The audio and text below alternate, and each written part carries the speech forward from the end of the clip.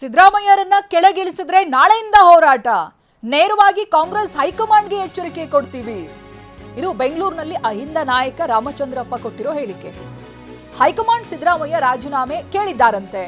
ಅದು ನಿಜಾನೇ ಆಗಿದ್ರೆ ಕಾಂಗ್ರೆಸ್ಗೆ ಎಚ್ಚರಿಕೆ ಕೊಡ್ತಾ ಇದ್ದೀವಿ.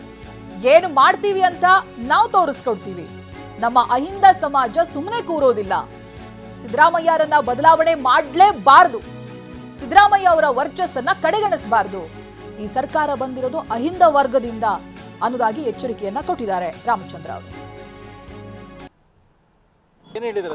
ಮುಖ್ಯಮಂತ್ರಿಗಳು ಇನ್ನೂ ಭೇಟಿ ಮಾಡೋಕ್ಕಾಗಿಲ್ಲ. ಆದರೆ ನಮಗೆ ಬಂದಿರೋ ಮಾಹಿತಿಗಳ ಪ್ರಕಾರ ಅವರ ರಾಜೀನಾಮೆ ಕೇಳಿದಾರಂತೆ ಕಾಂಗ್ರೆಸ್ ಪಕ್ಷದಿಂದ.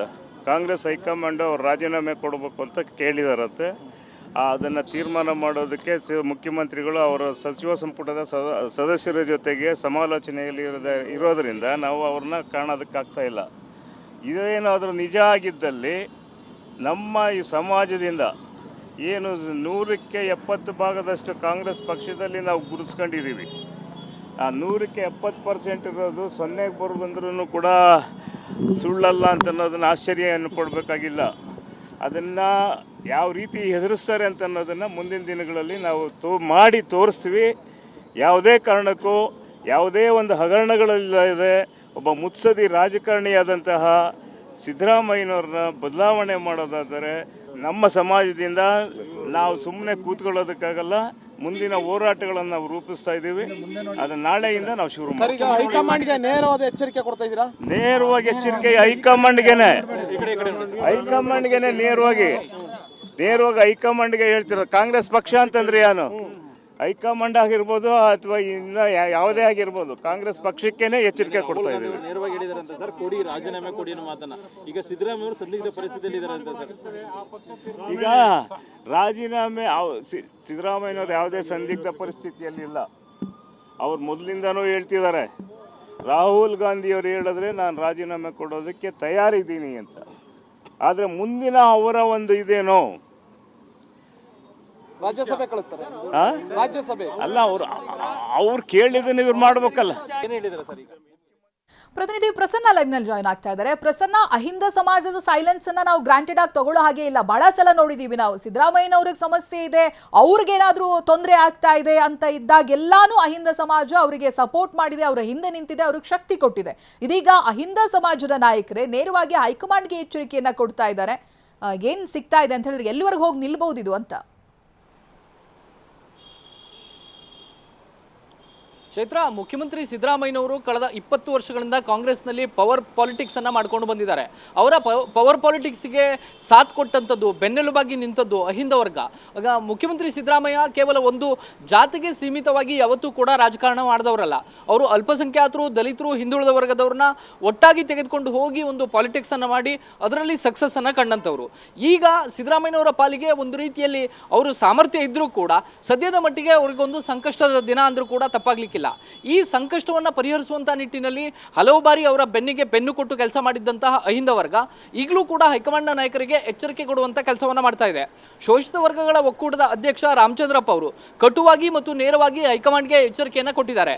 ನಾವು ಸಿದ್ದರಾಮಯ್ಯನವ್ರನ್ನ ಮುಖ ನೋಡಿ ಕಾಂಗ್ರೆಸ್ಗೆ ವೋಟ್ ಹಾಕಿದ್ದೀವಿ, ಹೀಗಾಗಿ ಸಿದ್ದರಾಮಯ್ಯನವರಿಗೆ ಅಗೌರವ ಸೂಚಿಸುವಂತ ಕೆಲಸವನ್ನ ಕಾಂಗ್ರೆಸ್ ಹೈಕಮಾಂಡ್ ಮಾಡಬಾರ್ದು, ಅವರು ರಾಜೀನಾಮೆ ಕೊಡ್ತಾರೆ ಅನ್ನುವಂಥ ಮಾತುಗಳು ಕೇಳಿ ಬರ್ತಾ ಇದ್ದಾವೆ. ಅಕಸ್ಮಾತ್ ಸಿದ್ದರಾಮಯ್ಯನವ್ರನ್ನ ನೀವು ಮುಖ್ಯಮಂತ್ರಿ ಸ್ಥಾನದಿಂದ ಇಳಿಸಿದ್ದೇ ಆದರೆ ನಾಳೆಯಿಂದಲೇ ರಾಜ್ಯಾದ್ಯಂತ ಹೋರಾಟವನ್ನು ಮಾಡ್ತೀವಿ ಎನ್ನುವಂಥ ಎಚ್ಚರಿಕೆಯನ್ನು ಕೊಟ್ಟಿದ್ದಾರೆ. ಇದು ಕೇವಲ ಒಂದು ಹೋರಾಟದ ರೀತಿಯಲ್ಲಿ ಕಾಣಿಸ್ತಾ ಇಲ್ಲ, ಬದಲಿಗೆ ಇಡೀ ಮತ ಬ್ಯಾಂಕನ್ನು ಪರಿವರ್ತಿಸುವಂಥ ರೀತಿಯ ಎಚ್ಚರಿಕೆಯ ಅಂತಲೇ ಕಾಂಗ್ರೆಸ್ ಹೈಕಮಾಂಡ್ ಭಾವಿಸಬೇಕಾಗುತ್ತೆ.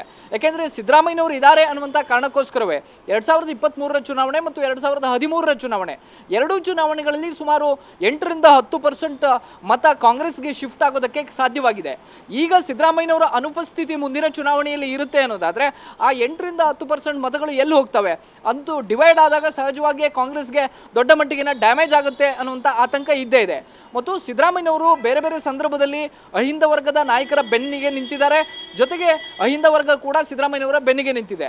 ಜಾತಿ ಗಣತಿಯ ವಿಚಾರ ಬಂತು, ಜಾತಿ ಗಣತಿಯ ವಿಚಾರದಲ್ಲೂ ಕೂಡ ಅಹಿಂದ ವರ್ಗ ಸಿದ್ದರಾಮಯ್ಯನವರ ಬೆನ್ನಿಗೆ ನಿಂತಂಥ ಕಾರಣಕ್ಕೋಸ್ಕರವೇ ಅವರು ಎರಡೆರಡು ಬಾರಿ ಆಯೋಗವನ್ನು ರಚನೆ ಮಾಡಿ ಅದರಲ್ಲಿ ಜಾತಿ ಗಣತಿಯನ್ನು ಮಾಡೋದಕ್ಕೆ ಸಾಧ್ಯವಾಗಿದೆ. ಅಹಿಂದ ವರ್ಗ ಸಿದ್ದರಾಮಯ್ಯನವರ ಬೆನ್ನಿಗೆ ನಿಂತಿರಲಿಲ್ಲ ಅಂದರೆ ಜಾತಿ ಗಣತಿ ಕೂಡ ಯಾವುದೇ ಕಾರಣಕ್ಕೂ ಸಾಧ್ಯವಾಗ್ತಿರಲಿಲ್ಲ. ಅದು 2015ರಲ್ಲಿ ಕಾಂತರಾಜು ವರದಿ ಇರ್ಬೋದು, ಈಗ ಜಯಪ್ರಕಾಶ್ ಹೆಗಡೆ ಅವರ ವರದಿಯನ್ನು ಸ್ವೀಕಾರ ಮಾಡಿದ್ದಿರ್ಬೋದು, ಮತ್ತೊಂದು ಸುತ್ತು ಮಧುಸೂದನ್ ನಾಯ್ಕ ಅವರನ್ನ ನೇಮಕ ಮಾಡಿ ಮತ್ತೊಂದು ಸಮೀಕ್ಷೆಯನ್ನು ಮಾಡಿದ್ದಿರ್ಬೋದು. ಇದೆಲ್ಲವೂ ಕೂಡ ಸಾಧ್ಯವಾಗಿದ್ದು ಅಹಿಂದ ವರ್ಗ ಸಿದ್ದರಾಮಯ್ಯನವರ ಬೆನ್ನಿಗೆ ನಿಂತಿದೆ ಅನ್ನುವಂಥ ಏಕೈಕ ಕಾರಣಕ್ಕೆ.